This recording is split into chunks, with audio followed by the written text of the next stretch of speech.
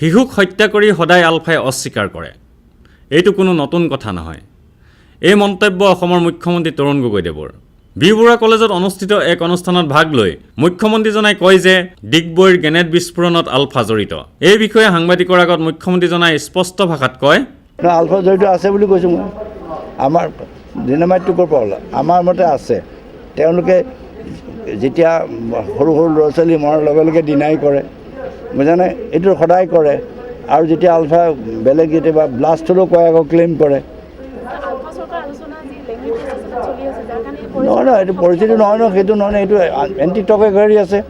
এই টকটোৱে সদায় এই টকটোৱে কোনখিনিয়ে কৰি আছে? এইখিনি পৰস্পৰপন্থীয়ে কৰি আছে। আৰু এইখিনি আজি নহয়, আগৰ পৰা কৰিবলৈ ট্ৰাই কৰি আছে। তাৰ লগত বেলেগ বেলেগ শক্তিবিলাকো লাগিছে। এইটো নহয় যে যিবিলাকৰ কি কয় নৰ্থ ইষ্টৰ যিমানবিলাক আছে, আনকি মাওয়িষ্ট শক্তিও আছে। এইটো মই কোৱা নাই। তাৰ লগত যদি কয় ISও চবেই আজিকালি লগ খাইছে। Is a combination of everything, বুজানে? সেইকাৰণে আমি এতিয়াও সতৰ্ক কৰি দিলোঁ যে তেওঁলোকে হয়, ইয়াত বিদেশী শক্তিও আছে। মই এইটোও কৈছোঁ, বহুত শক্তিয়ে ভাৰতবৰ্ষৰ, অকল অসমৰ নহয়, তেওঁলোকে ডিষ্টাৰ্ব কৰিবলৈ লাগি আছে, বুজিছানে?